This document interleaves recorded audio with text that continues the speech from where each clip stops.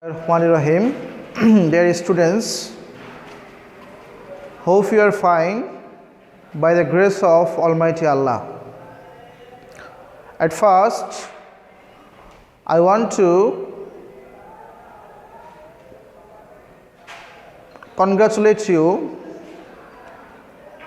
because I want to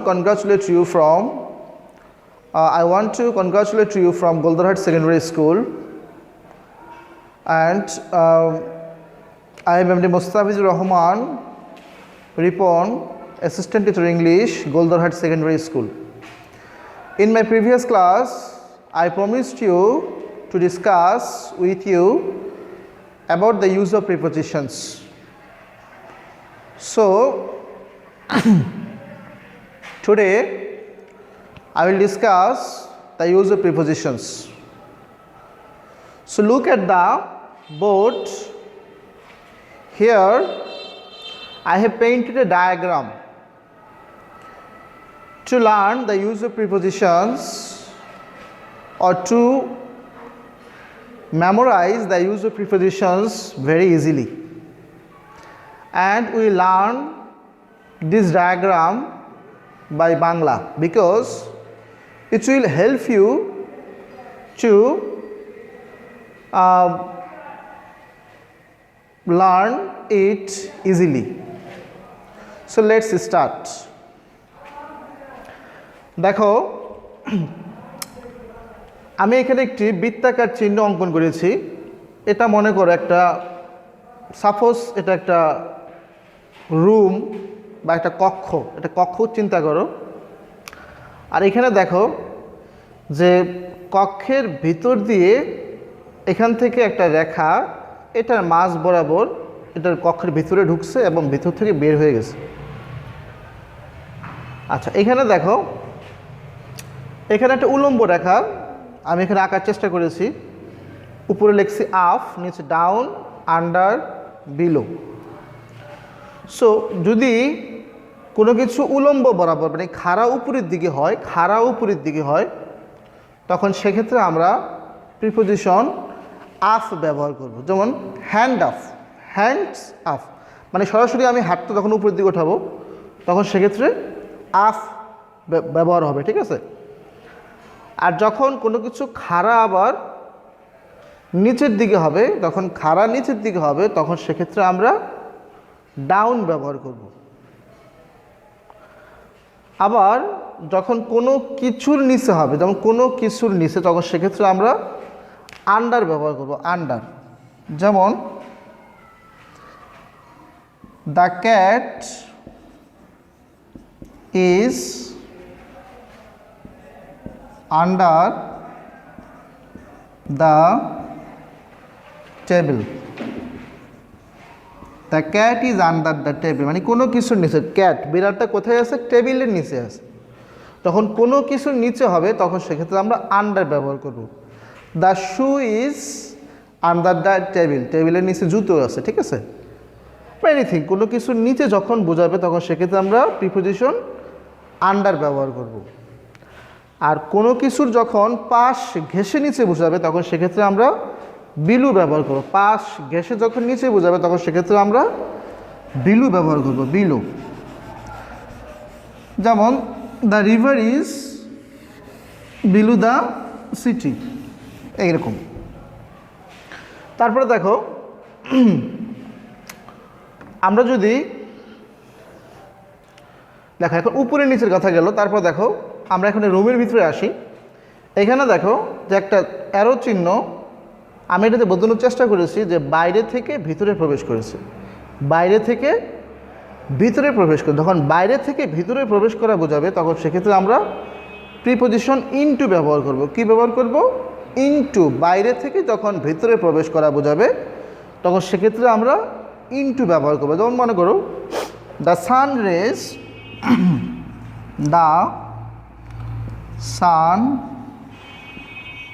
raise enter into my reading room. Reading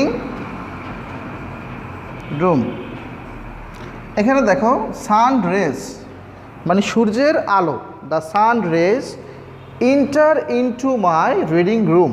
সূর্যের আলো আমার পড়ার কক্ষে প্রবেশ করেছে। তো সূর্যের আলো কোথায় ছিল? সূর্যের আলো ছিল অবশ্যই আমার পড়ার কক্ষের বাইরে ছিল, বাইরে থেকে সূর্যের আলোটা ভিতরে প্রবেশ করেছে। তার মানে যখন কোনো কিছু বাইরে থেকে ভিতরে প্রবেশ করা বোঝাবে তখন সেক্ষেত্রে আমরা ইনটু ব্যবহার করব। একই রকমভাবে আমরা যদি বলি my father inter into my room, আমার বাবা আমার ঘরে প্রবেশ করেছে। আমার বাবা ছিল আমার রুমের বাইরে থেকে সে আমার রুমের ভিতরে প্রবেশ করেছে। এরকম বাইরে থেকে যখন কোনো কিছু ভিতরে প্রবেশ করা বোঝাবে তখন সেক্ষেত্রে আমরা ইনটু প্রিপোজিশন ব্যবহার করব।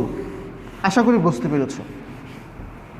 এবং এই জিনিসটা আমরা এই অ্যারো চিহ্নের মাধ্যমে সহজেই বুঝতে পারবো। দেখো অ্যারো চিহ্ন এখানে বাইরে থেকে, অ্যারোর দিক কিন্তু ভিতরের দিকে, মানে বাইরে থেকে ভিতরে প্রবেশ করতেছে। যখন কোনো কিছু বাইরে থেকে ভিতরে প্রবেশ করা বোঝাবে তখন সেক্ষেত্রে আমরা প্রিপোজিশন ইনটু ব্যবহার করব। তারপরে দেখো ফ্রম, একটা কক্ষের ভিতরে বা একটা জায়গায়, এক জায়গা থেকে মানে একই জায়গায় এক জায়গা থেকে সে আরেক জায়গায় যখন যাবে, যেমন এখান থেকে এখানে ছিল, এখান থেকে এখানে আসলো, যখন এক জায়গায় থেকে আরেক জায়গায় যাবে তখন সেক্ষেত্রে আমরা ব্যবহার করব ফ্রম। কি ব্যবহার করব? From, FROM, from, not form, FORM নয়, FROM, ফ্রম। যেমন মনে করো আমি যদি বলতে চাই যে he comes from Dhaka, he comes from Dhaka, he comes from Dhaka, সে ঢাকা থেকে এসেছে। কোন জায়গা থেকে এসেছে?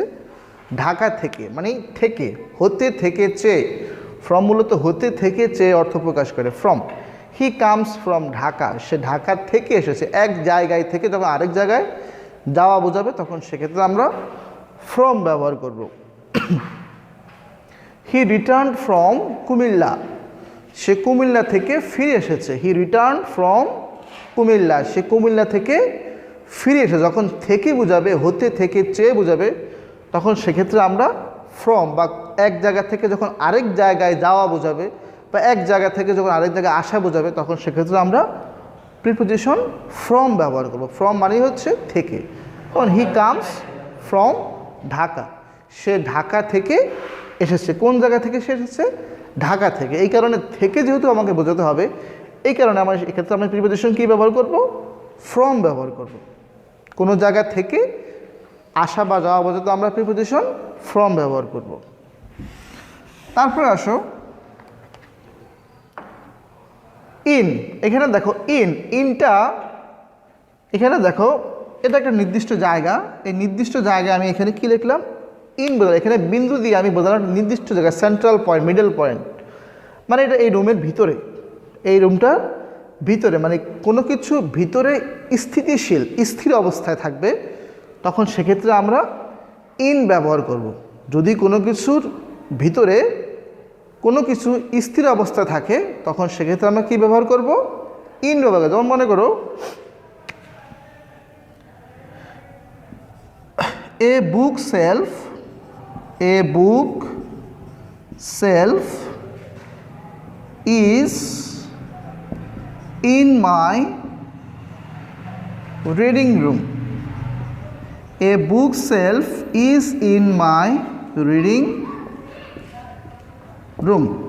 দেখো ইন, এ বুক সেলফ একটি বইয়ের তাক, a book shelf is in my reading room, একটা বইয়ের তাক আমার পড়ার ঘরে আছে। তাহলে এই বইয়ের তাকটা কোথায় আছে? পড়ার ঘরে। আমি বলছি কোনো কিছু মানে যখন ভিতরে কোনো কিছু স্থিতিশীল অবস্থা থাকবে তখন সেক্ষেত্রে আমরা প্রিপোজিশন ইন ব্যবহার করব। বইয়ের তাকটা কোথায় আছে? এই বইয়ের তাকটা আছে আমার কোথায়? এই পড়ার ঘরের ভিতরে। কি অবস্থায় আছে? স্থিতিশীল অবস্থায় আছে। কীরকম অবস্থায় আছে? স্থিতিশীল, মানে এই বুক সেলফটা আমার আছে পড়ার ঘরের ভিতরে, এটা কীরকম আছে? স্থির অবস্থা। বইয়ের তাক তো নিজে চলাচল করতে পারে না, পারে না। বইয়ের তাক যেখানে রাখবা সেখানেই থাকবে। তার মানে যখন কোনো কিছু ভিতরে স্থিতিশীল অবস্থায় থাকবে তখন সেক্ষেত্রে আমরা প্রিপোজিশন ইন ব্যবহার করব। এ chair and table is in my reading room, অনুরূপভাবে আমরা বলতে পারি এ chair and table is in my reading room, আমার পড়ার কক্ষে একটি চেয়ার এবং একটি টেবিল আছে। মানে এই চেয়ার টেবিলটা কোথায় আছে? আমার পড়ার কক্ষের ভিতরে আছে, ভিতরে একটা জিনিস স্থিতিশীল অবস্থায় আছে। আশা করি তোমরা বুঝতে পেরেছ।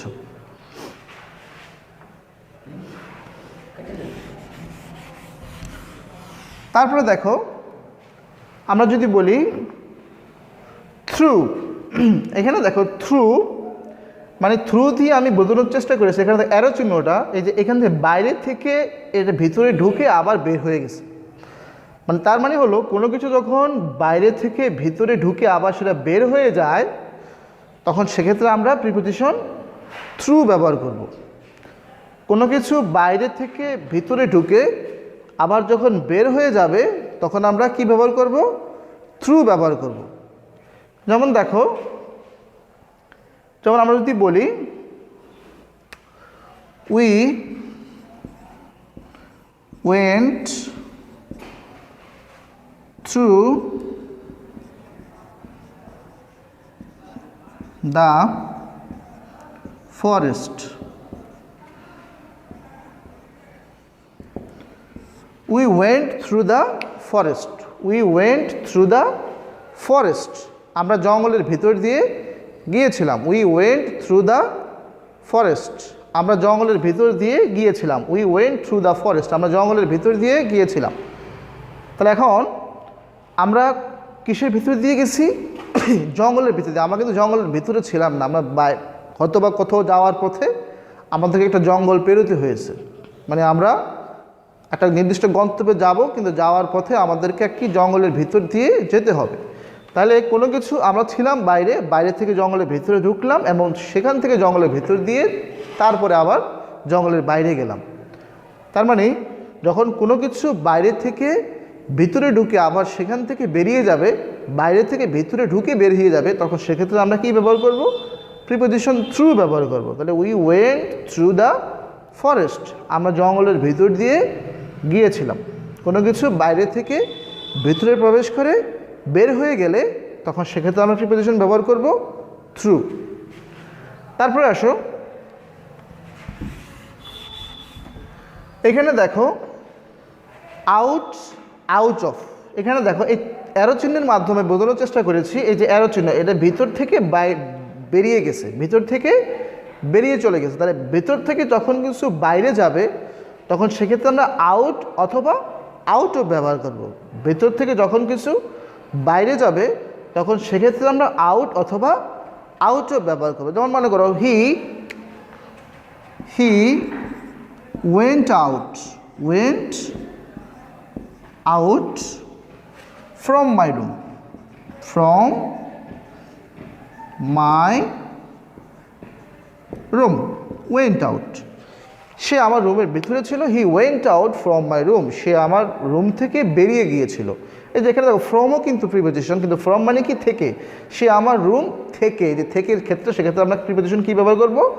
ফ্রম ব্যবহার করব। তো এখানে দেখো he went out from my room, সে আমার রুমের ভেতর থেকে বেরিয়ে গিয়েছিল। তাহলে সে ছিল আমার রুমের ভিতরে, ভেতর থেকে সে কোথায় গেল? বাইরে চলে গেল। যখন কোনো কিছু ভিতর থেকে বাইরে যাওয়া বোঝাবে, তখন সেক্ষেত্রে আমরা আউট ব্যবহার করব, আউট, অথবা আউট অফ আমরা ব্যবহার করতে পারি।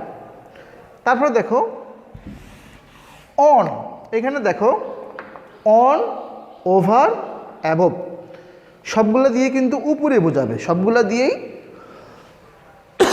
সরি সবগুলো দিয়েই উপরে বোঝাবে। অন দিয়ে উপরে বোঝায়, ওভার দিয়ে উপরে বোঝাবে, অ্যাবভ দিয়েও উপরে বোঝাবে। এখন অনটা উপরে হলো মানে কোনো কিছু যখন লাগালাগি, দেখো এখানে এই যে এটা বৃত্তের সাথে এটা লাগানো, যখন লাগালাগি অবস্থায় উপরে হবে, লাগালাগি অবস্থায় উপরে, তখন সেক্ষেত্রে আমরা অন ব্যবহার করবো। লাগালাগি অবস্থায় উপরে, কথাটা মনে রাখবে, লাগালাগি অবস্থা যখন উপরে হবে, তখন সেক্ষেত্রে আমরা অন ব্যবহার। যেমন দেখো the book is, the book is on the table, TABLE, table.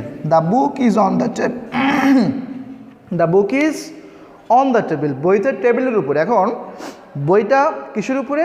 টেবিলের উপরে। এখন টেবিলের উপরে তো বইটা ঝুলে থাকে না, ঝুলে থাকে না, বইটা কিসে থাকে? টেবিলের উপরে লাগালাগি অবস্থা থাকে। The marker is on my hand, the marker is on my hand, এরকম। The marker is on my hand, মার্কারটা আমার হাতের উপরে লাগালাগি অবস্থায় আছে। কথা বুঝতে পারছো? The duster is on my hand, ডাস্টারটা আমার হাতের উপরে লাগালাগি অবস্থায় আছে। The duster is on the board, ডাস্টারটা বোর্ডের উপরে লাগালাগি অবস্থায় আছে। যখন কোনো কিছু উপরে আছে, কোথায় উপরে, কিন্তু সেটা কী অবস্থায় আছে? লাগালাগি অবস্থায় আছে। যখন কোনো কিছু উপরে লাগালাগি অবস্থা থাকবে তখন সেক্ষেত্রে আমরা প্রিপোজিশন অন ব্যবহার করব। The mobile phone is on the table, mobile ফোনটা টেবিলের উপরে, মোবাইল ফোনটা টেবিলের উপরে। যখন কোনো কিছু লাগালাগি অবস্থায় উপরে হবে তখন সেক্ষেত্রে অন বসবে, ঠিক আছে? তারপর দেখো, আশা করি তোমরা বিষয়টি বুঝতে পেরেছ। তারপর দেখো ওভার হলো, ওভারও মানে উপরে। এখন উপরে হলো এটা একটু স্পেস রেখে উপরে, স্পেস রেখে মানে ফাঁকা জায়গা রেখে উপরে। যখন কোনো কিছু ফাঁকা জায়গা রেখে উপরে হবে তখন সেক্ষেত্রে আমরা ওভার ব্যবহার করব। ওভার, ফাঁকা জায়গায় রেখে যখন উপরে হবে তখন সেক্ষেত্রে আমরা ওভার ব্যবহার করব। এখন ফাঁকা জায়গা রেখে উপরে মানে কি? যেমন মনে করো the roof is over our head, the roof is over our head, the roof is over our head, the roof is over our head. এখন রূপটা মানে কি? রূপ মানে ছাদ, তো ছাদ আমাদের মাথার উপরে, কিন্তু এটা আমাদের মাথার উপরে সরাসরি লাগালাগি অবস্থা, এটা মাথার উপরে একটা ফাঁকা জায়গায় আছে, তারপরে উপরে। যখন ফাঁকা জায়গায় রেখে উপরে হবে তখন সেক্ষেত্রে আমরা ওভার ব্যবহার করবো। The ceiling fan is over our head, ceiling ফ্যানটি আমাদের মাথার উপরে, এরকম মানে মাথার উপরে যখন একটু ফাঁকা জায়গা থাকবে তারপরে থাকবে তখন সেক্ষেত্রে আমরা কি ব্যবহার করব? প্রিপোজিশন ওভার ব্যবহার করব। আর যখন লাগালাগি অবস্থায় উপরে হবে তখন সেক্ষেত্রে আমরা অন ব্যবহার করব। আশা করি তোমরা অন কোথায় বসে এবং ওভার কোথায় বসে বিষয়টি বুঝতে পেরেছ। তারপরে দেখো অ্যাবভ, অ্যাবভ হলো অনেক উপরে, মানে আমাদের মাথা থেকে অনেক উপরে, মানে আমাদের কাছ থেকে যখন অনেক উপরে বোঝাবে তখন সেক্ষেত্রে আমরা অ্যাবভ ব্যবহার করব। যেমন দেখো the sky is above our head, sky আকাশও কিন্তু আমাদের মাথার উপরে, কারণ আকাশ আমাদের মাথার কতটুকু উপরে সেটা কিন্তু আমরা জানি না, সেটা হচ্ছে অনেক উপরে। তাহলে যেটা আমাদের কাছ থেকে অনেক উপরে বোঝাবে, আমাদের মাথা থেকে অনেক উপরে থাকবে, তখন সেক্ষেত্রে সেটাকে আমরা ব্যবহার করব above. The sky is above hour head, the sky is above hour head, the sky is above our head. তাহলে যেটা লাগালাগি অবস্থায় উপরে বোঝাতে আমরা অন ব্যবহার করব, একটু ফাঁকা জায়গায় রেখে উপরে বোঝাতে আমরা ওভার ব্যবহার করব, আর যেটা আমাদের কাছ থেকে অনেক উপরে বোঝাবে তখন সেক্ষেত্রে আমরা অ্যাবভ ব্যবহার করব। আশা করি অন, ওভার এবং অ্যাবভের ভিতরে পার্থক্যটা তোমরা বুঝতে পেরেছো।